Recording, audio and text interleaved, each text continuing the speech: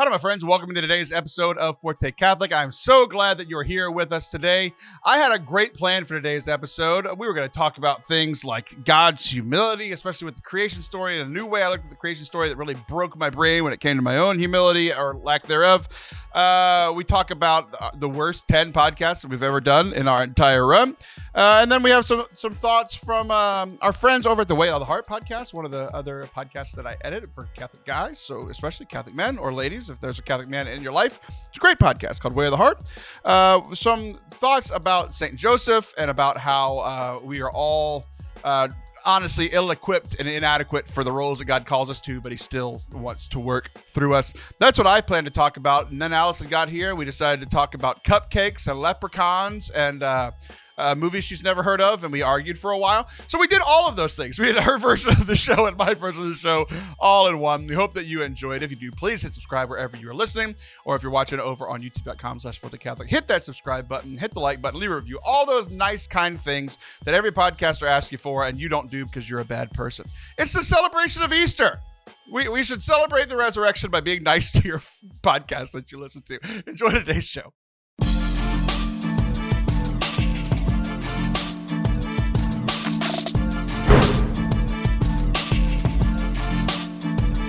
What's up? Welcome to Forte Catholic. I am Taylor Schroll. That is Allison Sullivan. Oh, what? Where did that one come from? We found one I liked. Of course, you're not going to use it. I can't tell you that. I know. So I thought about you when, did you? I'm sure you did. I'm almost positive of the answer. I'm going to ask an easier question. I'm not going to ask if you watched. I'm going to ask, have you even heard of the existence of a movie called Banshees of Inisherin? Yes. Have you watched it? No, yeah. But why do I know it? Is it recent and it was up for Oscar? It was up for an Oscars and it came out pretty late. Is it a war movie? No.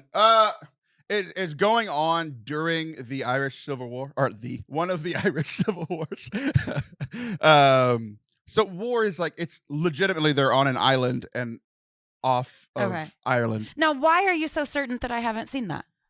Because it's like a genre film, and I feel like you'd fall asleep like 12 minutes in. Okay. I feel like your movies are like cupcake movies. I feel like those are the movies you like. That is the worst. You could not say anything more hurtful to me. What's the last like serious gonna win an Oscar movie that you've seen? I don't know. You can't put me on the spot like that. Face. But hold on. Do you want to know one of my favorite things I've ever watched is Band of Brothers? Does that change your opinion at all?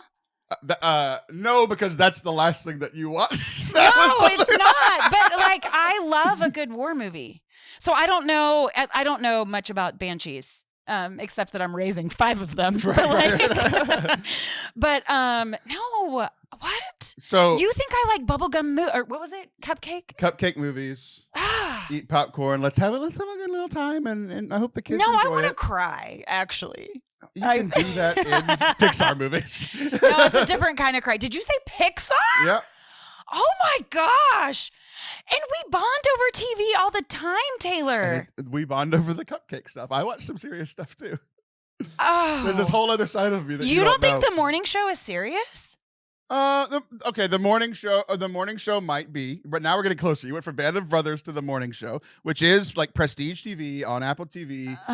Is that the last serious one? That was up for what is it? Emmys for TV? No. Okay, you want to know what I'm watching right now is The Wire. I'm rewatching it. Okay.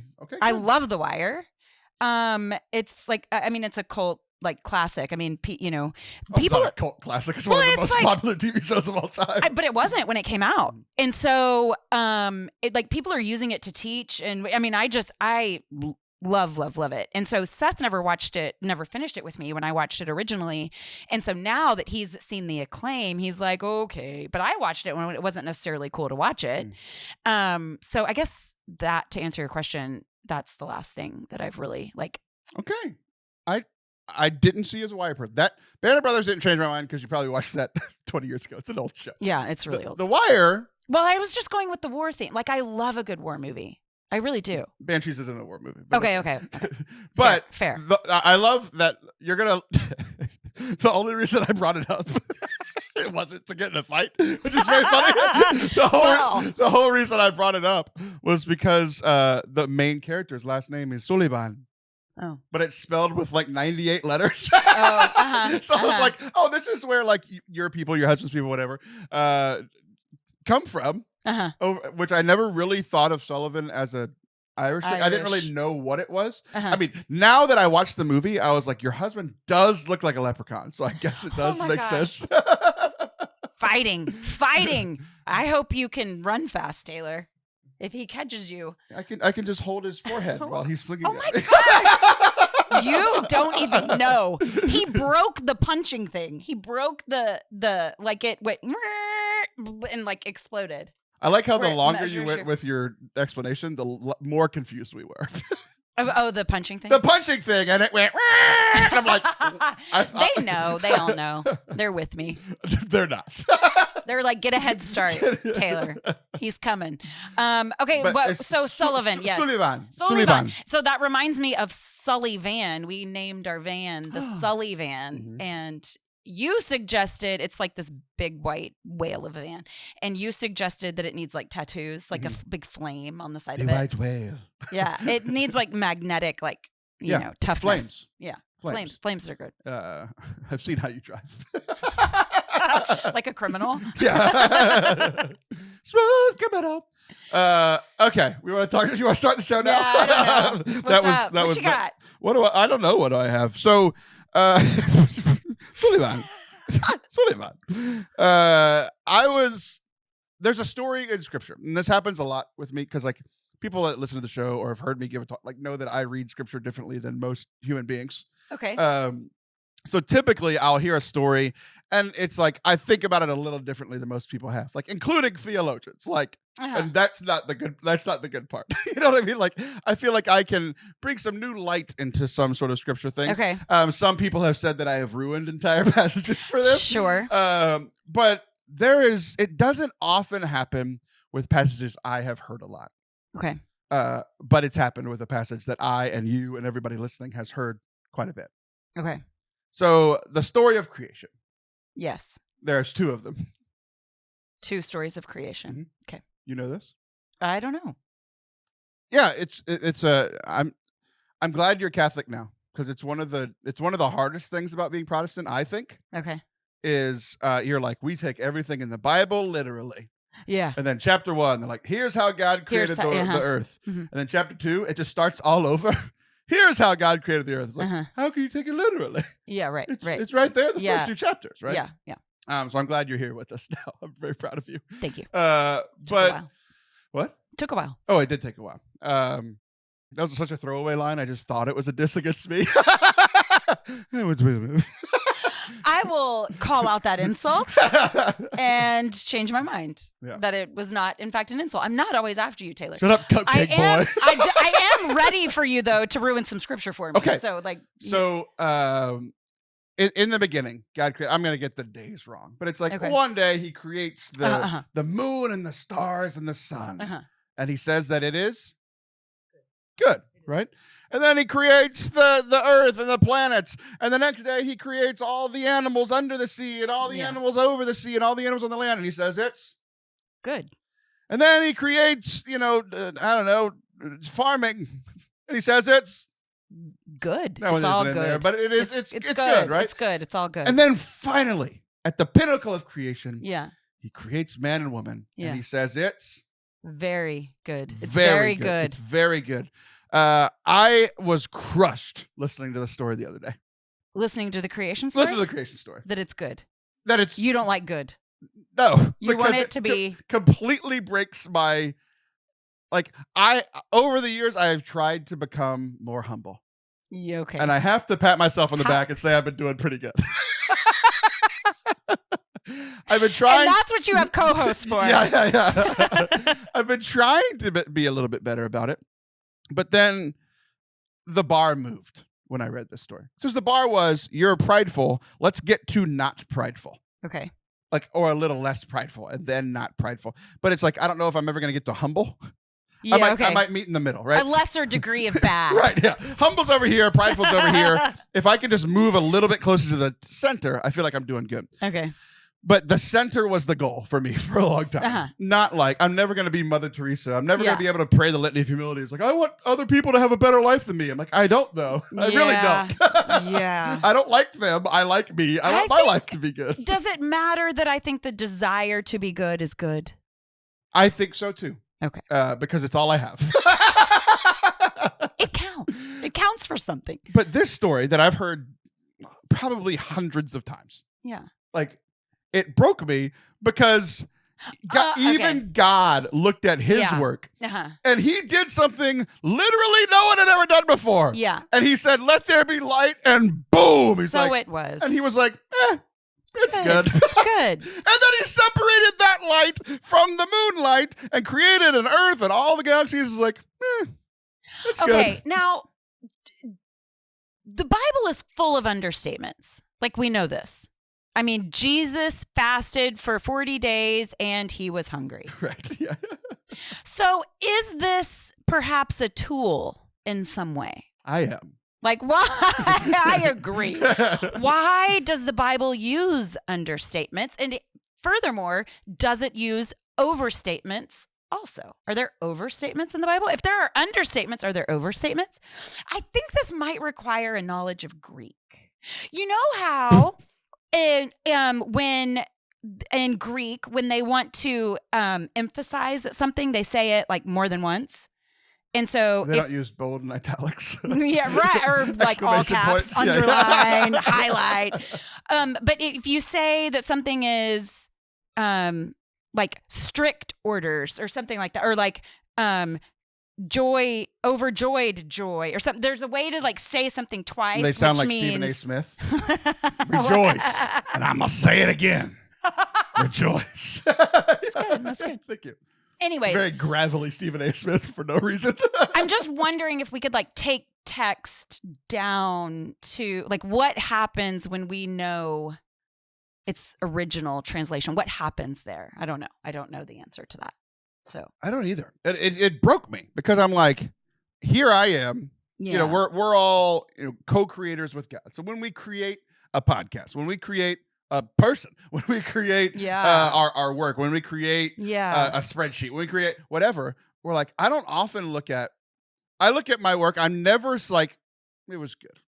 It's either that's pretty freaking awesome or that's pretty bad. Mm-hmm. Like, I don't often look at my work and be like, it's good. It's good. I'm like, that was the best show we've done or the worst show we've done, which is a little teaser for something later. We're going to bring out some of our worst shows. Oh, gosh. I don't want to know. Yeah, you weren't around. Oh, good. Yeah. Yay! This is something I really want to know. Yeah. You changed it all. Not everything changed since you showed up. I will say, though, in the first 10 episodes, as my guest, there were 2 Sullivans. One was you, the other was the Oh, right. doctor. Yes. Yeah, Yes, that's true. It's way back. But I didn't understand it. I don't understand why he was like, or the scriptures weren't like, and then he's breathed out stars. Yeah. And it was the most incredible thing ever and so awesome. They're like, yeah, it was good. It was so muted and it bothered me. And even when it's like, we're the pinnacle of creation, Adam and Eve. He's like, and it was very good. Yeah. Which is like kind of what you're saying. It's like there's a qualifier I just to wonder. it. But it's like I feel like it should be very incredibly awesome to God Almighty with all of wisdom and power belonging to him. Like, I feel like it should be a bigger deal. And it's just like, it was good. So I wonder so I lived in Japan for 3 years and I was a part of just military subculture in Japan. Although I did live out in town and made Japanese friends with neighbors and such. I did not, however, learn Japanese. People ask me that all the time. If you were there for 3 years, did you learn Japanese? No, I did not. I knew phrases to get Picture by. you trying. It's one of the funniest mental images I've there's ever a lot had. of charades there. Yes. And a lot of the Japanese speak English pretty well. So the answer is no, because I didn't think that I was going to come back and use it here. Was that misguided? Was that a waste of time? I don't know. I've never regretted not knowing Japanese. Yeah, so However, when would you use it? Yeah, here's the point. My point is that there were a lot of things that did not translate very well.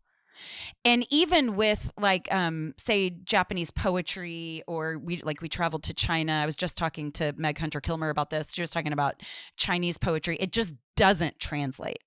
And so I just wonder, because I spend a lot of time thinking about how in love God is with his creation, as a motivation for me to also take care of God's creation, whether that's, environment, world, creatures, people. And so I meditate a lot on God's love for his creation. And so it is, there's a good, like, disconcerting. It makes you like pause the understatedness of that. And so it makes me want to get to it makes me want to get to that original like text and understand it better. I feel now like I didn't care before. I feel like if it was a better Hebrew verb, it would have been translated correctly by now. They've had 2,000. No, they've had 4,000 years to translate those. Whatever, 3.5, whatever. But yeah, it just really kind of struck me where I'm just like, why is it just good? And I don't know if it made me feel better or worse. I think initially it made me feel worse because I'm like, well, if he can only create good things, then this sucks. Yeah.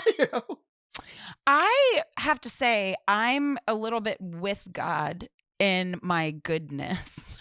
Wow. Wow. Take that statement. You just chew on that for a while. I am a little bit with God and his goodness. Not one to liken himself. No, but I do not look at a finished product. I look at a finished product and go, that was good. I am very rarely like, that was amazing. I always see a lot of room for improvement. I don't think that's true. How's that? Because you record your podcast here, and there's plenty of times where you walk away, you're like, that was awesome. Or that was really special or incredible. You don't walk away often being like, that was good.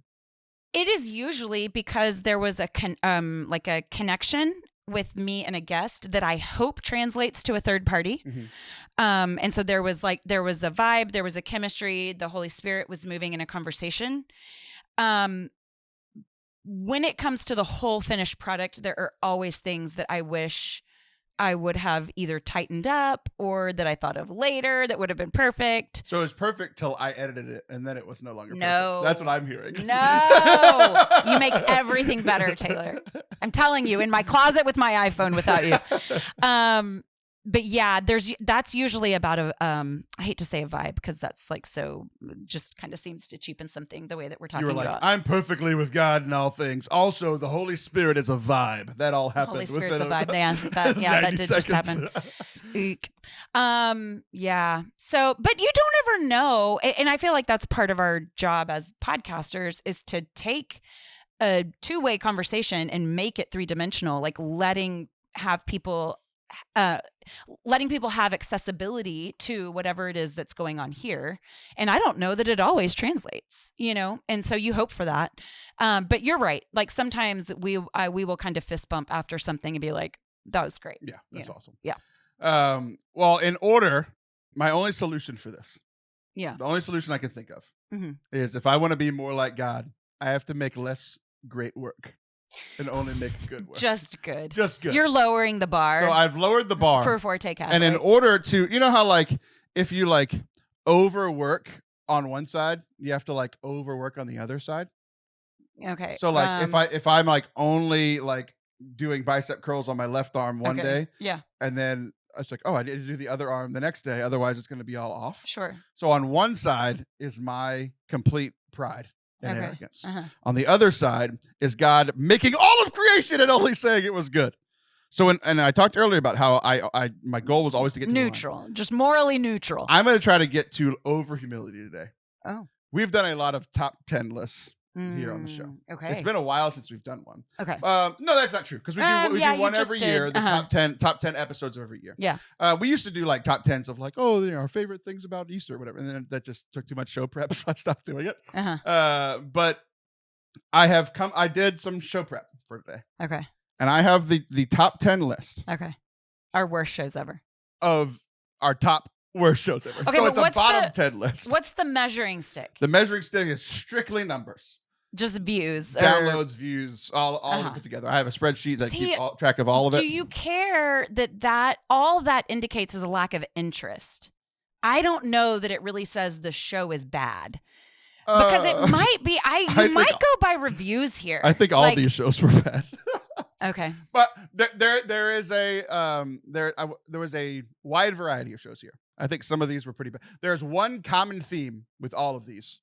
Yeah. That I think makes them all pretty bad. Okay, hold on. Real quick, I just want to add one thing. I'm interested and I want to do this.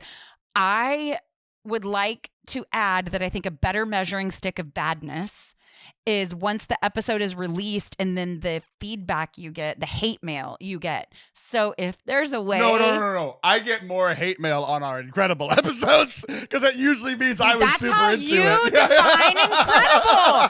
See what I'm saying? Like, this is such an interesting measuring stick. Like, I would... Yeah, okay, go ahead. I get hate mail on the episodes that don't sound like everything else that people are listening to, and they get all riled up about it. Mm-hmm.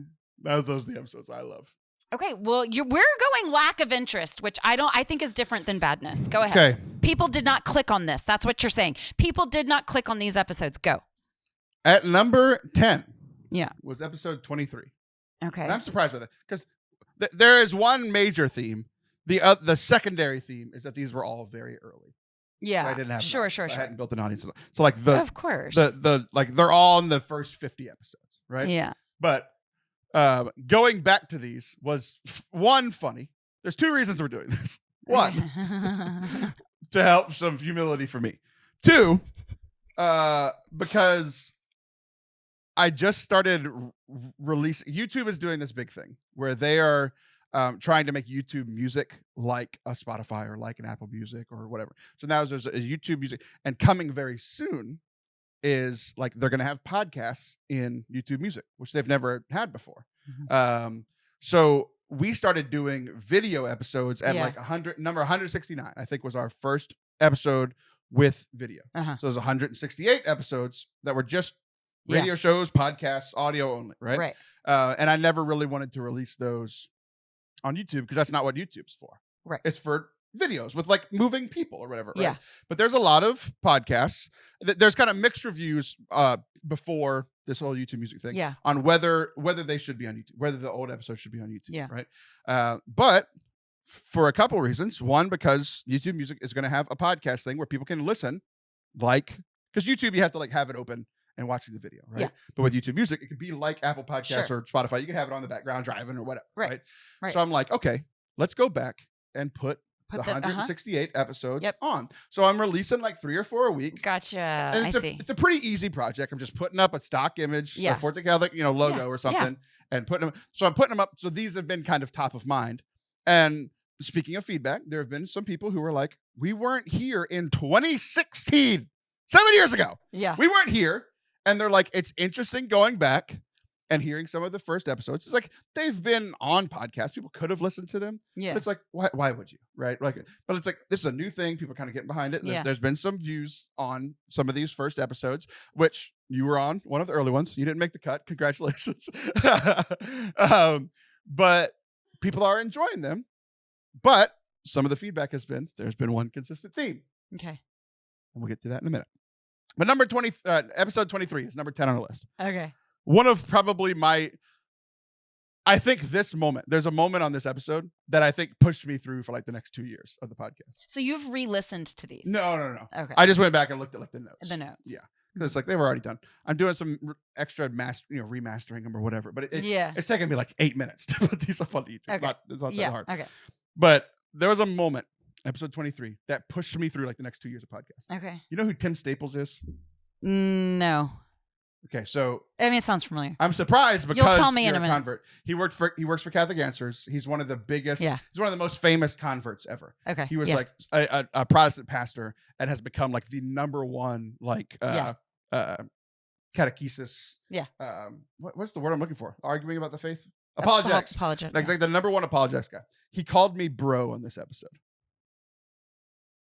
And I never thought Tim Staples would call me bro. And I'm like, I like podcasting. Right. Because this would have never happened in like a normal context. I just hit my stride. He called me bro. We talked about Mary and mercy. We talked about common objections to Marian doctrines. giving and receiving mercies to the prodigal son story. So it's very early. Okay. I was still kind of like a Catholic Answers type show. I was trying to be something very different, but there was still some DNA that I had to shake off. Yeah. The show's very different now. And people that are going back and listening to episodes 1 through 5 are having a culture shock because the whole show, they're like, you were a good person back then. Yeah. Okay. Number 9 was episode 13. Around Christmas time, we talked about Christmas memories. There was a new Star Wars movie at the time. There had been a new Star Wars movie, and this was the begin. This was episode 7 had just come out, so the beginning of like the new trilogy. We were excited at the time. We didn't know where it was going, so it is kind of funny thinking back, like, oh, I liked this Star Wars movie before all of my Star Wars fandom got crushed, for a while. Yeah. Brian Lennox is a friend of mine. Still, he was talking about working at his new parish, which isn't new anymore. He's been there this whole time. The best part about this episode is at the time, a lot of people don't know this. We were live on the radio, live here on Catholic Radio. Yes. It was Tuesday nights from like 7 to 8 or 6 to 7 or something like that. So, and there's buttons you have to push to go live. Buttons you have to push to go to commercial. Buttons you have to push to come back to life. Yeah, buttons you have to push to cough. Exactly. I wish mine's right over there. I'm not using it today, even though I'm coughing a little bit. For whatever reason. Yeah. We didn't push the button to like end the show. So we had talked about Star Wars earlier. Yeah. We talked about his parish. He had been listening live on the radio before his segment. Okay. And then we talked about Princess Leia for like 5 minutes. It went out live on the radio when we didn't think we were on the air. You know that this is my worst nightmare. So people were tuning in, like Catholic news updates were right after. Can I tell you that if that would have happened to me on your show, I would have gone to your closet with your iPhone? With nothing. With my dog Scout and like, oh my gosh. Yes, that's the worst. So that was a fun memory that I had forgotten happened. Number 8 is episode 41. We had, I think you might have been here for this one. I don't think you said anything, but you might have been there. Why? We had 9 people in the studio post summer camp. No. You didn't have kids at summer camp? No. Okay. I remember there was a lot of parents because I led a summer camp and then I brought the junior high kids and some of the high schoolers that were on camp. And we were in this like little closet. Speaking of closets, that's where we used to record. Yeah. And we had nine something people in there. It was ridiculous. The worst. Yeah. Nobody wants we played to a game called Taylor Swift or Lamentations. You remember when we used to play games like this? Yeah. It was like scripture or some famous person or whatever. That's good. Number 7 was episode 32. We talked about David being a man after God's own heart. That's still the men's talk I give. This was brand new back in 2017 or whatever. That has stood the test of time. It's a good talk. It's a good talk. I'm giving it in like 2 weeks at a conference. Yeah. Okay. I also had somebody on the show that I will never interact with ever again. I'll let y'all figure that out. Okay. Number 6, episode 48. 2016, November. Do you remember anything big in the world that happened in November 2016? Yeah. Nobody wanted to hear your opinion on that? On Tuesday night. Oh, okay. I recorded this during election night. Yeah. I'm live on the radio. No one can care any less. Yeah, no. Because I'm like eating my nails off. Yeah. And the theme that I talked about was hope. So no matter what happens tonight, we're all going to have some hope. Yeah. And one of your very good friends was on the episode. Oh, okay. Are you allowed to tell? Wait, is it you? Yeah, is it you or Liv? I think it's you. Matt Regetz? That's your Yes. That's your Yeah. Yeah. He was on the show talking about hope in hard times. And I love Matt. But no one cared what we had to say. Nobody. It was the 2016 They were election busy. night. They were busy fretting.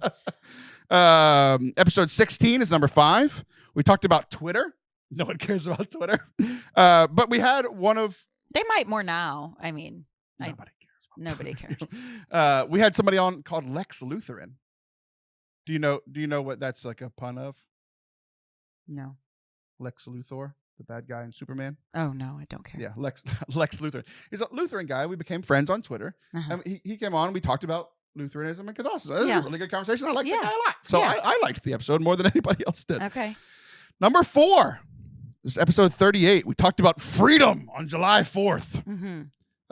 We had the founder of Thirsting for Truth on to talk about tech, math, philosophy, and theology all mixing. Nobody connected with that one. No. Just you. Too many things to combine, I think. Number 3. Okay. Is Top episode 3. 12. Episode 12. We did Advent and defeating Catholic guilt, which was one of my, at the time, like being like Catholic guilt must die was like my number one like theme. It was like a talk I was giving all the time. Yeah. And I haven't given it in like 4 years. Because I don't think Catholic guilt's as big a thing anymore. Because I think now we've gone the opposite way where nobody cares about their sin at all. Okay, yeah, interesting. So I stopped giving that talk. Do you think that's true? Do you run into Catholic guilt a lot? That's just an assumption I've had. And I think it is. I think it's true with my generation. I don't talk to old people that often. Yeah, I know. You force yourself here on the show, which is kind of you, to give us the time of day. But I do. Yeah, I think it's more like cultural than it is like topical or like subject, like I think it's just like in there. It's DNA, man. This is like, I got Catholic guilt. Got Catholic guilt inside my DNA. Yeah, there you go. Yeah. Maybe if I would have did that, it would have been a more popular episode. I'm surprised that wasn't. Yeah, I am too. Because you have a younger audience, though. So right, I mean, not at the time. I was on Catholic radio. Yeah, fair. Number 2. The number 2 least popular episode we've ever created is episode 30. We had the Catholic drinky on. You know what a foodie is, right? Oh, sure. What's a foodie? Yeah, somebody that's bougie about their food. Somebody that's really. So we had the Catholic drinky on. Yeah. Well, I like her a lot. She's great. Yeah. We also did a Bible trivia game. No one cared. Yeah. And number 1. I don't think people knew what a drinky was. I think that's it. I know what a drinky is. They just thought y'all were cheersing to trivia, and they're like, boring. Okay, go ahead. Oh, here we go. Number 1. Trivia tonight while drinking. Yay. Your noises and hand motions are cracking me up. You know when they did the punching bag? It was like, like no, I don't know. I still am not quite sure which thing you're talking about. Number 1, the least popular show we've ever done in the entire string of these. I'm so glad I'm not in it. Episode 2 with Allison Sullivan. I'm just No! I'm just kidding. The Leprechaun didn't make it either. You weren't on there. You are in trouble. Number 1, episode 36. You deserve it. We talked about pre-evangelization. You know what pre-evangelization is? I feel like you're very good at it, but I don't know if you know what the term means. It's getting people to home plate. Yes. Yeah. Oh, yeah, you could. With the salt shakers. I explained this to you. That's why you know it. It's stuck. The salt in the salt shaker. That happens all the time, and it makes me insane because then you hit it, and then all the salt comes out on your food. Then you're like, this is my lane, by the way. We should talk more about that's a whole topic. Pre-evangelization. Go ahead. My bad shows is your lane. Yeah. Pre-evangelization. That's just like the building trust, that sort of thing. Before you, because evangelization proper is like the, hey, there's, sin out of the world, blah, blah, blah. There's this guy, Jesus. You should, love him or something. Yeah. That's, before we get there, it's like, hey, you want a burger? That's pre-evangelization. Yes, let's meet some needs. Let's build some rapport. Let's not communicate arrogance. And no one cared about that because all Catholics ever want to do is catechize, and nobody wants to do this. So nobody connected with it. We also talked about summer camp and struggling in prayer, which 2 summer camp episodes. So I'm never doing a summer camp episode. That seems like a great episode to me. Huh. And no one cared. No one cared at all. So I care, Taylor. I'm hoping, what I am hoping is that by re-releasing these with some remaster, it's like, it's like the Titanic remastered in 4K. That's what we're doing with these terrible shows from Forte Catholic. They did it with the Titanic, which is a $1 billion movie. I'm doing it with our worst shows ever. Yeah. Re-putting them over on YouTube. I mean, they're always in your podcast app. So we're gonna revisit this, if I remember, in like a year. And we're gonna see if people went back and listened to these, or if if the people have spoken, they're like, no, those suck. Thank you for the warning to stay clear away. Exactly. Okay, but I want to do it my way. I want to do it my way at one point. It doesn't have to. There's too many episodes. Nobody's gonna be like, oh, I really hated episode 124. Nobody remembers. You don't know the ones that you really got a lot of negative feedback on. I think you do. Yeah, and I think anytime I get negative feedback, almost anytime I get negative feedback, it's because I ruffled some feathers, and I like that because I make people think. Okay. Well, but I think that what I'm saying is I think that deserves its own top 10 list, even if there's no way to. But even if you name it something different, controversial, it doesn't have to be worst. But here's the thing: I don't remember what we talked about. Somebody the other day. It's because we start off with a plan and end up talking about banshees and making weird cupcakes, noise effects, and sound effects. Banshees, cupcakes, and sound effects. That's the name of this episode. We had such good intentions. Yeah, and if I named that and put it on the image, nobody would listen. That's the problem. Oh, what do these things have in common? Did you say that already? No, I haven't yet. Okay. They have one thing in common. Okay. Who is the host? Taylor Schroll. Yep. And who is he with? Taylor Schroll. Yep. That's the problem. All by yourself? Yes. I was terrible by myself. I'm so much better with other people. Yeah. Well. And I learned that about myself pretty quickly. Yeah, you did. Quite little history lesson. It was just me for a long time talking by myself for an hour, and nobody cared. Yeah. Well, look at you. That's a very humble thing to say, Taylor. I don't need you. You didn't. But even I'm have better to... when I have you. Listen, it's fine. But I think that is a very humble thing to say into a microphone. You could have made that realization and kept it to yourself. Look at you. I could have, and the podcast would have stopped. I wouldn't have kept going. It's way more fun for me with other people too. Yeah. With people that I like. Because there were other people. I had a guest on every week in the middle segment. Yeah. And there's a reason everything has changed. Yeah. Well, I'm not by myself anymore. I'm with people that I like and trust, that I think can hold conversations. Trust. I think it's trust because you like and appreciate a lot of people because you see goodness. But I think that there's... Not anymore. I tried. But I think that there is something about creating something together that does require a level of trust, and that you not call their husbands leprechauns. But that's neither here nor there. Who's going to know? Who's going to know?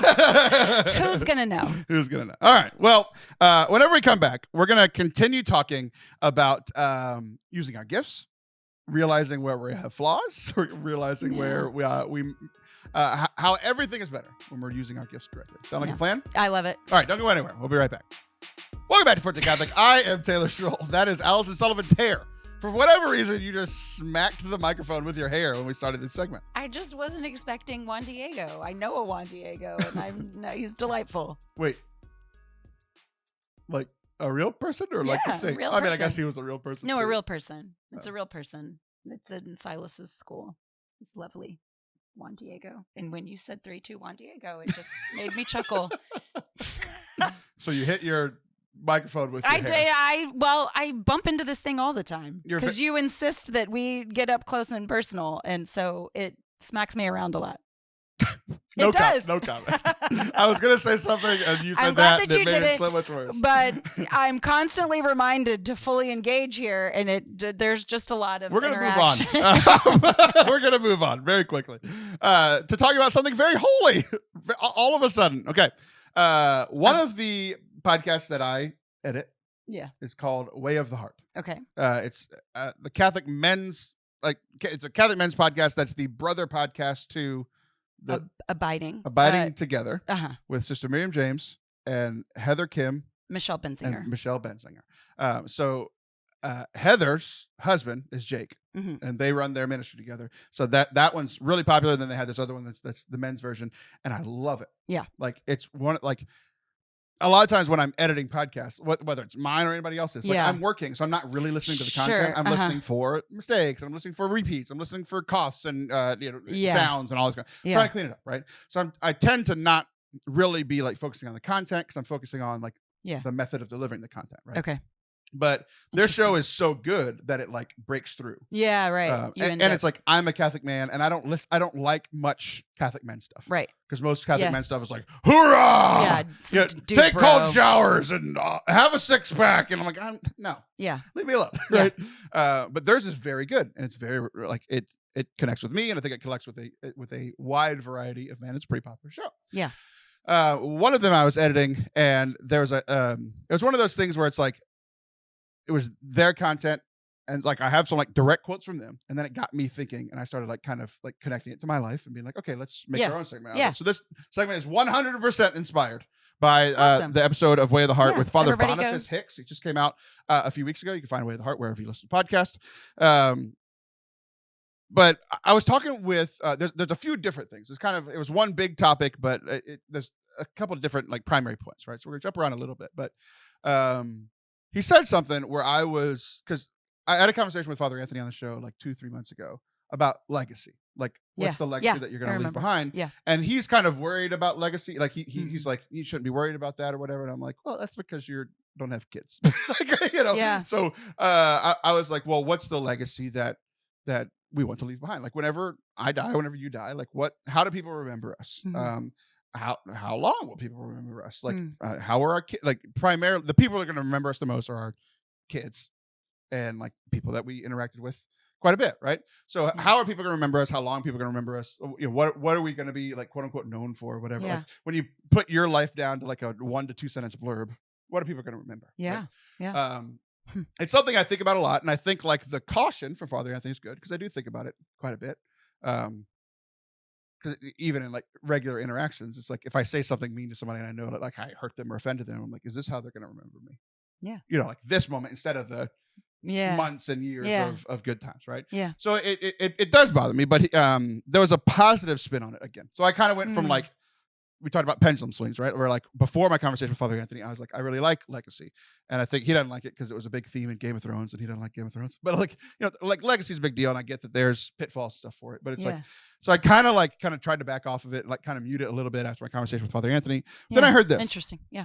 And it said that none of Joseph, like Saint Joseph, like stepfather of Jesus, none of Joseph's carpentry is preserved, which I had never thought about. Like, there's people say they have everything. They're like, I have the eyelashes of Mary. I'm like, I don't think you do. We all have the true cross. So like, if you put all those pieces together, it'd be 98,000 feet tall and about 4 feet wide because nobody knows how to do carpentry because Joseph is. But like huge, right? Yeah. It's like, so some of that stuff I'm kind of skeptical about, right? Yeah. Now, we talked last week with Catherine about like the Holy Land. It's like, I'm pretty sure they know where Jesus was crucified and died and was buried and rose again. I'm pretty sure they have like that tract of land. Yeah. But one of the ones that she mentioned, she was like, it was the upper room. And I'm like, I'd never heard that one before. I was like, do we really know where the upper room is? Like, maybe we do, maybe we don't. And it's like, that stuff is cool, but it's like not like a requirement of faith to like be like, oh yeah, that's where it happened or whatever, right? Yeah. Or like the one where they're like, oh yeah, Mary's house got picked up by angels and transported to another country. Have you heard that one? No. It's like, I don't believe that one. Yeah. That's stupid, if you ask me, right? If you believe it, cool. Great. You're just mad at me and I'm gonna get some hate mail. But it's like, I think that's wacky. And I don't think that's real, right? But we don't have any of Joseph's carpentry. He was a carpenter by trade. Yeah. And we have nothing. There's not like, here's the table that he made. No one thought to keep the breakfast table that Jesus ate at. Exactly. So none of Joseph's carpentry is preserved, but his son's legacy, his son's memory lives on. Like, yes, it helps that his stepson's God, right? But it's like, we remember Joseph for being a positive stepfather, like the earthly father of Jesus. And we remember him because we remember his son. If nobody knew who Jesus was, nobody would know who Joseph was. Nobody knew who Mary was. Nobody knew who Peter was. We remember all of those people because they were interacting with, what the most important person that's ever walked on the earth, right? So it's just this interesting thing of like, we don't remember any of the work that he did, but we remember him through his kids. Adjacent, yeah. And I was like, I don't know if anybody's going to remember this podcast or YouTube or any talk I gave or whatever, but it's like 40 years after I die, they'll still know my kids. Yeah. And that like, give me some hope. Yeah. I love that. There's this, I was talking to somebody, it was this super early episode of Sinner Saint Sister, but she was talking about. Which no one says correctly, by the way. Sinner Saint Sister? Yeah. They just mix them all up. Anytime somebody talks positive, I've heard multiple people talk positively about you recently. Oh, nice. And your podcast. And it's any combination of combination of those three words, just never in, and like I feel like I've heard too many possible combinations without it being correct. I feel like there's a mathematical. There's only three options. Yeah, how many? Yeah, I think there's what is it, like 9 possible combinations. I don't know math or whatever. Yeah, I feel like I've heard like 14. Like Sinate. Yeah. Sinane assist or sinner. That's a good middle name. There was this. So it was a super early episode of Sinner Saint Sister, and. One of the ones that nobody listened to. It was early, but someone was talking about you never know. Oh gosh, I'm going to mess it up because I'm on the spot. But it was talking about you don't know how many apples are going to come from an apple seed. It's like you have this whole like tree that's happening for years and years and years. And so her point was just investing in what's nearest to you, like what's closest, and really nurturing those immediate relationships, because you have no idea who those people are going to go and bless. And so they're what you were talking about, just being you do realize eating an apple is like the number one sin in the Bible, right? Touche. But when I've been thinking a little bit about legacy recently, because I was just, I had a house guest for 8 days, and it's Meg Hunter Kilmer, and the way that she lives her life in this radical obedience is, it's so eye-catching. It's so countercultural, because there's a difference between being countercultural and just like counterculture. Like, so I feel like a lot of people who think they're living counterculturally are really just countering culture. I hate everything. All this new music. You're just mad at everybody. You just hate everything. Right. And to be truly countercultural is to look at the cautions that Jesus gave. Like if you're wealthy, like you're just going to have to account for that. Like you're just going to have an answer about this. And so anyways, I got that question right. I was just thinking about the legacy that she's leaving. Like, I mean, she's driving all the time. Our family prayed over her last night to just angels around every corner of her car. But like if she were to tragically pass away, it's like this crazy legacy. And so there's something about being with her for the last 8 days that has made me think about radical obedience, And so I don't know the things that make people kind of keep talking once you're gone, or, keep reliving moments or rehashing conversations or re-listening to episodes or whatever. I don't know what those things are, but I think it has a lot to do with counterculturalism, like just to stand out, Yeah. We'll talk about track more here in a little bit, but I texted you yesterday that my whole track team was like 20 minutes late to practice yesterday. Yeah. And I was livid. Because it's like, they get in trouble when one of them's late. Yeah. I'm like, how is everybody? Late? Because we have these it's a Catholic school. Whenever they have mass, it bumps their schedule to a little later, because they have a little bit longer school day on mass days. It's about like 10-15 minutes or whatever. But it's like, when I'm planning on you being there at 3:00, I get there at 2:55, and I'm standing by myself at our athletic complex at 3:22, and there's nobody there. Interesting. I'm like, the anger is building quickly, and I'm like, they all get there, and I'm like, where the hell have y'all been? And they're like, some hobo came to talk to us. And Meg goes by Hobo for Christ. Yeah. And she gave a talk. So it wasn't a mass day, but they did the mass schedule. Yeah. Because instead of mass, they listened to Meg give a talk or whatever. Yeah. And I just thought it was very funny. I'm like, I know her. It immediately diffused my anger. Yeah, I'll allow it. They didn't remember her name. They're like, some hobo came to talk to us. Like, I know exactly what you're talking about because I know that she's staying at Allison's house. So, yeah. Next thing from the Way of the Heart. This is talk about revisiting things that I've thought about, and actually I think we've talked about this next point on the show, but there's an extra little nuance at the end. One of the things that especially guys, husbands like to think about is that Joseph was like the least holy person in the family. Yeah, he still became a saint, but it's like it's God, a perfect human, and then you, which is good. He looked at Jesus and Mary and said, "It's incredible." He looked at Joseph, he was like, "It's good," But it's a humbling existence. Yeah, exactly. That's why he never said anything. God spoke to Joseph to protect Jesus, not Mary. Which, as a husband and protector, father, it was just very interesting because he spoke to Mary to say the crazy thing of hey, you're 14. Yeah. You're going to have a baby and it's going to be God. Angel came to her for that. But when it came to hey, people are coming to try to kill God, we need to wait 33 more years to allow that to happen. So he appeared to Joseph in a dream, and told him to go. Yeah. And it was just it was this like his fatherhood and what he brought to the table was still needed, even though he was imperfect and inadequate for the role that he was called to. He was 100% inadequate, because who is adequate to be a parent of Jesus? One person. Right. The person who was saved from sin before she was born, or at her conception, right? But he, no matter what, he could have been the next perfect human being. He was still inadequate for that role. Yeah. And God still used him through his inadequacy and still talked to him. Absolutely. Even when they were like, quote unquote, holier people. Sure. I had a dear friend. We were just we had a really meaningful lunch together. We were just, what's happening? Bucks? Dear friend. Oh, a dear friend. Okay. So what I just did is I put antlers on my head. My kid's on a baseball team called the Bucks, and when they do something fantastic, like hit a triple, they stand on third base and do this. So there's a person that's cool. Yeah. There's a person at our church who I won't name, but for years we did ministry together. So I'm narrowing it down. And every time somebody would say "Dear God," you'd put the deer antlers on. DEER God. Okay. Is that too many E's? DEE. Oh, look at that. No, it wasn't. That's a peeve. That's peevish that you're look at you counting those. That is argument we had off camera. No, there was a whole episode, inside joke for true listeners. Okay.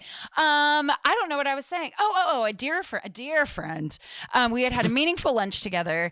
And we were just daydreaming, like, what are the things that we want? And so we were just talking about hopes and dreams and goals. And because I can have some perfectionistic tendencies, it is my desire would be to really have something perfected before I step out with it. Like I really don't want to mess up with an audience. I don't mind messing up and, I don't know, just kind of getting something right on my own, but, and it's vanity. And she pounded the table in front of me and was like, you are not going to do this perfectly. You are going to mess up. And nobody even expects perfection, right. And there's something about God using the ill-equipped on purpose, because it's how he shows that it's about him, not us. Like, of course he wants to use the ill-equipped. It centers everything right where it should be. That's funny. It's funny that you said a story that in your mind connects to my story. And in my mind, your story doesn't connect at all, because you are way more well-equipped to give a talk than almost any other Catholic ever. Because we've all heard other people give talk, and you giving what you think is an imperfect talk is still better than 99.5% of other people's talks. That's really, really nice. You've walked off and you're like, oh, that wasn't my best. I'm like, everyone there was gripped. I was there. Thank you, Taylor Schroll. You're like, I misread one of my completely typed out lines. I'm like, nobody cared. I stuttered. Yeah. I said something twice, which in the Greek really was just perfect perfection. The talk was just very good instead of incredible. Oh, that's really nice. But I mean, Jesus collects a ragtag group on purpose. It's like these guys were more willing to break into an arm wrestling match. It's like, I thought you were going to have them committing a crime. I was like, where are they picking into? Well, as opposed to like a scholarly argument. That's the point. Yeah. Next point from our friends over at Way of the Heart is a connected one. Mm-hmm. So that we often feel like we have to bring to the table what we are not. Example being, I was talking with our pastor, because we just celebrated our 150th anniversary as a parish. Yes. When we're in the diocese that just celebrated their 75th. It's like, get on our level, bro. But it was this big celebration. I think I mentioned it a few weeks ago on the show. But we had this big celebration, and there were like 2 bishops there and like 12 to 14 priests, and we served over 1,000 people food and drinks and stuff. Huge, it's like big mass, like hour 40-minute mass, and then big party after, like a big deal, right? Yeah. So our pastor, who is a very calming presence, was stressed out that morning. Yeah. So it's like, I see him as a calming presence. I was freaking out that morning. Yeah. I think I told this story. Like, I was put in charge of one thing all going into that day. And then I arrived and they were like, no, you're running all sound for everything. And we've given you no prep time at all. Okay. So I was going around. I didn't know that happened. Frantically. Yeah. And the pastor, on the outside, especially compared to me, because I only saw him through my eyes, right? He looks so calm, right? Yeah. I'm like, this isn't fair. You're calm, and I'm like sweating my butt off when it's 40 degrees outside, But we both of us, and we didn't know this until we were talking about it. I think it was the next night. We were both talking about it, about our experience of being there, and while I'm running around like crazy, I'm standing in like the church foyer, which our foyer is like 4 feet long, and I'm standing there like in mid like franticness, mid frant. I like that a lot. I do too. And there's nobody else in the foyer, and the door opens, and Bishop Condola walks in, who's not our diocese bishop, but he's a bishop who grew up at this parish. Pillar of the community. Yeah, he was a kid that went to church and the Catholic school and became priest and was priest in diocese, and now he's the bishop up in somewhere in Oklahoma, Tulsa. And so that was like a really like it was a moment of like, oh, hi, and I went and shook his hand. It's nice to see you. It was a calming moment for me. Well, the next night I'm talking with Father, our pastor, and he's saying that like they were having a conversation right before Mass where he was kind of like nervous because like he's the host of this thing. And there's 2 bishops there. There's 13 of his brother priests there. A lot of eyes. There's his whole parish. I mean, like 60% of the parish was at this Mass. So he said Bishop David came and was like a calming presence for him. Yeah. Because if you know Bishop David, he's just naturally very calming. Naturally just like cool, calm, collected. It's going to bring peace and presence. And so it's interesting talking to my pastor about it, who I think was calm, and then me, who just mid-frant, which I like a lot. Right? But both of us were having a conversation after, kind of reflecting on it about how calming he was and how helpful that was for us, and how both of us were like, he was saying like, I want to be more calming. I was like, I think you're already there, but that's a whole other thing. Yeah. Like, it's a place that he wants to grow in. But I was thinking about it. It's like Father Brian's, our pastor's temperament. He could be pretty much like a Father David clone. Yeah. If he's not already, like pretty soon, right? I will never be that person. I will never be the. It's all very nice. Taylor's I'm moving here slowly, and it's going. It's like, no, I'm moving crazy. I'm moving fast. There's a lot going on. Like my brain's moving fast. Like So it's like I'm not like a naturally calming presence. But then, as Father, so I was listening to our pastor talk about this, and I was like, how does this connect to me at all?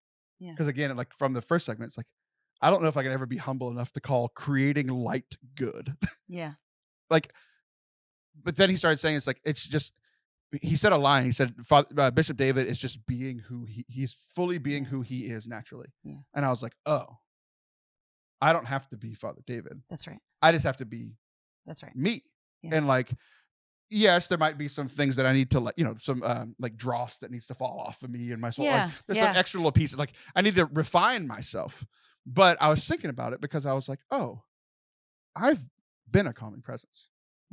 I started thinking about track quite a bit because there was a moment where we all kind of got screwed, me and the whole team. There was a track meet. They were like, hey, we have an hour until the 4x1 starts. So that means we have an hour to do our normal routine, to warm up, to kind of chill out, to talk through it, to go do warm up, like practice handoffs and stuff. It's like, we have time. They gave us an hour, and then 10 minutes into that hour, they said, final call for the 4x1. We're still mid warm up. We haven't done practice handoffs. We haven't done any of that stuff. And it was this frantic moment. And I just pulled them together. I was like, guys, you got this. Let's go. I was mid-frantic again, right? Yeah. But I'm like, I need to like. So I'm in charge here. And they went and did it, right? And we won. And they broke the school record. That moment, right? I got goosebumps. It's just like, and there's been a lot of other times during track where it's like, whether it is a calming moment or like a hype up moment. It's like whatever by being me, because they expect me, right? Exactly. They expect me. So if I'm yelling at him constantly and all of a sudden I'm trying to have a Bishop David moment with him, like what the hell's going on? Like there's not consistency. It's not calm. But it's like I've looked them in the eyes and I've watched the frantic leave their eyes and calm as I'm talking to them. Because it's like I'm a good coach, right? Like it's not all the time, but in those moments, right? Yesterday at practice, maybe not so much when I was yelling at them about being late because of a hobo. But I've had these positive moments of being a calming presence, even though I am nothing like Bishop David. And it was this cool moment of like, be who you are, and you can be helpful to other people. Yes, exactly. So I think there's kind of 2 things at work here. One of them is leadership. So quality of a good leader is recognizing what's needed. So in this moment, as a leader of these people, they need to be amped up. They need to be calmed down. They need to be pacified. They need to be encouraged. And so that's your job. And I think that if you walk around as a bishop and walking into a parish, you see yourself as leader in that space. And so, we feel things off of each other, and he probably walks in and is like, this is a little tense. It's my job to, kind of bring it down. And the sheep are frantic. Yes. And so if one of my greatest compliments to my best friend, Kristen, is that she can walk in a room and immediately offer what's needed. And so she can, in this very Christ-like way, be all things to all people. It's just, that's a Pauline way. Oh, yeah, you're right. Look at me giving credit to Jesus. I'm sorry, Paul. Anyway, so I think that so we get into offering what's needed because of leadership, but then having a bend, having a natural bend of where it's most fun. So would you rather amp up a crowd, or would you rather pacify a crowd? I think you'd probably rather amp it up. I would rather that, but I have tried to amp it up, and both things have been the outcome. Yeah. So there's leadership of just offering what's needed, and then but this is where I shine. And so thinking about, we were talking earlier about pre-evangelization. It's like I have been trying to fit in certain spaces for a really long time. And I have just always felt a ceiling on what I'm going to be invited to. It's called the glass ceiling. That's of what I'm going to be asked to do, of where I'm going to be asked to speak. It's just because of who I am and how I lead, the things I say. I don't even know. I'm kind of guessing, but there's just always going to be a cap on that. And yet I've yearned for it. And it is only just recently, just in this new level of unlearning and relearning, most recently, that it's like, this is like Book of Jonah style, like where God has been calling me to a certain people all along. And I have said, no, but I want to do this. No, but I want to do this. I want to have a lot of followers on TikTok. No, I don't want that. But actually, I'm grateful for you if you're here. And thank you very much. You're welcome. But so if I was one of your first followers, by the way. On TikTok? Yeah. No, you've been there the whole time. You're welcome. All the silly stuff. And you always brag about J-Lo following you, but you never once bragged about me following Never you. brag about Taylor Schroll. Thank you, Taylor, for your loyalty. You're welcome. But I've yearned for other spaces that God has never really been calling me to. And so, yes, I'm going to swallow you up in this metaphorical whale of darkness and cinderstorm and whatever. And then I'm going to spit you out where I've been calling you all along. You've been telling me no, and I'm going to do this thing, and I'm going to bury you for a couple of years. And then I'm going to spit you out where I wanted you all along. And right now, I have never felt more just running in my lane. How every now and then you can run. We'll have to both remember to remember this feeling of there's just a lot of air in my lungs. It's swift, long strides where you're just moving well. Yeah, I remember that. It's a pretty painful memory. Thank you. Yeah. But yeah, I have to reach really far back to remember that feeling. But it's just I'm running well right now. And so right now I'm a pre-evangelization person. I am somebody that is I'm somebody that works best in making something that someone is skeptical about look okay. Okay, that seems okay. It's good. It's good. It's good. It's interesting that you bring that up, because the thing I wanted to close with was we just finished our last group of foundations last week, our last session of this third group of foundations last week. And we took the spiritual gifts test, which you haven't taken, but I'm going to send you home with homework. We're going to talk about it in the next episode that you do. It'll take 45 minutes. This is the most homework you've ever had to do for this show. But it's doing the spiritual gifts. Is the spiritual gifts assessment run by Sherry Waddell, who wrote Forming Intentional Disciples. And it's been around for a while. And one of the cool things is we take the test, on our own, and then we come back, we talk about it, and we're able to kind of like talk through our gifts, kind of build each other up. Like, hey, I see you using that one. Maybe not using this one as much. Where could you see yourself using that one in your home and in your work and at the church, that sort of thing. But I remember taking this, and two of the like, I score very high on music and pastoring and teaching and knowledge, and like those are kind of like the gifts that I use. Like I identified those 15 years ago, and that's what I've been doing. Right. But the ones I score very badly at are celibacy. Hallelujah, I'm married. I score very bad on faith, like the gift of faith, because a lot of my my connection to faith is through other people and through like my head. So it's like like the supernatural gift of faith, like everything's gonna be okay. I'm like, no, I yell and complain on the show. That's who I am, right? The other one that I don't score very well on is intercessory prayer. I don't score very high on that one, and I'm not very good at it. And so I look at people particularly for whatever reason with the gift of intercessory prayer, and I'm like, I don't pray for people well. And I've talked about that multiple times on the show. And my favorite feedback from that is people always say like, hey, can you pray for this? And I end up praying for people more the weeks that I say I'm not good at it than the weeks that I don't say anything about it, right? But like I don't come by it naturally. And there's other people who are like, I've been praying for you for years. And I was like, I prayed for you for like 13 seconds that one time you asked me to. You know, like and then I forgot forever until you just brought it up, you know. But like I often feel like unholy, unworthy, kind of like Joseph, right?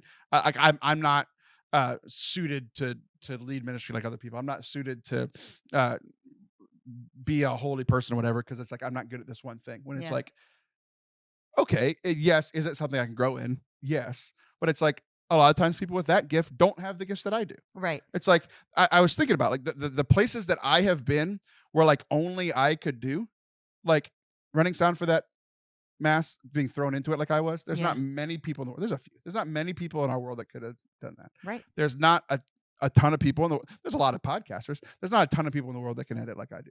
And like but I found these things that I'm particularly good at, and I'm able to use them for myself and to have a career and to make money and to provide for my family. But also it's how I'm serving the church when like I don't have those other gifts that I often feel bad about. Right. But a lot of times those people don't have my gifts. So it's like it kind of puts it in perspective of like, the whole body of Christ thing. But it's like I think I found my lane pretty well, but I still kind of feel bad that I'm not some other version of Catholic. I think that we can so easily like flip through some catalog of gifts and yearn for things that aren't ours. So it's like, Bishop Condell. I want giving, because that would mean that I had money. Fair enough. I have always wanted to be this like sweet, gentle spirit. And I mean, compared to you, I think I come off as like sweet and gentle, but that's why everybody likes all of my co-hosts. Yeah. Because next to me, y'all all look incredible. Where I know. We all just shine. But Taylor, it just fifth favorite co-host. It's like, I'm the host. That's funny. Fifth favorite co-host. That's hilarious. But it doesn't do anybody any good to like deny the ways that God has made us, and like we keep trying to tell God things about ourselves, like, no, I'm this or I'm that, and it's like, who are you going to believe, you or God?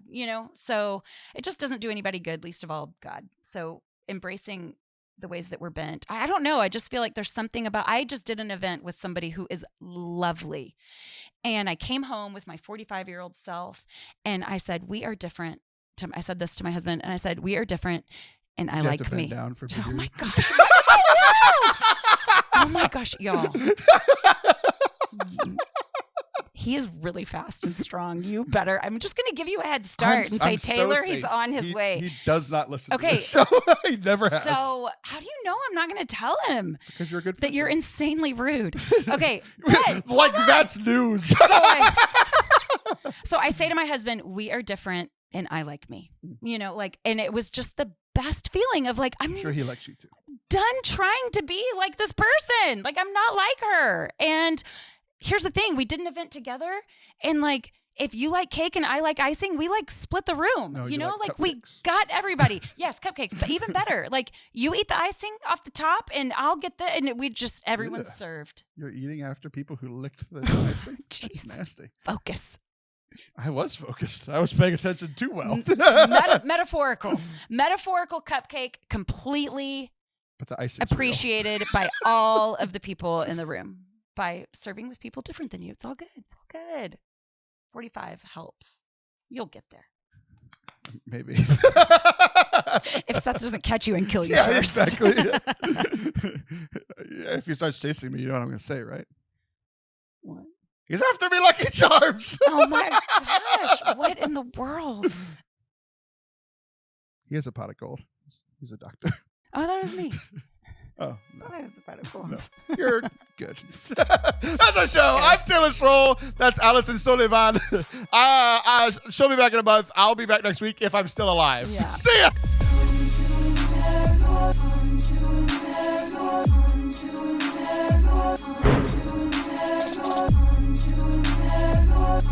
Thank you guys for watching and listening today. I hope that you enjoyed the episode. We're never going to think about cupcakes or leprechauns the same ever again. We hope that you're enjoying this Easter season, living in the joy of the resurrection. Thanks for being here today. Y'all are the best. Love you. See you soon. Bye.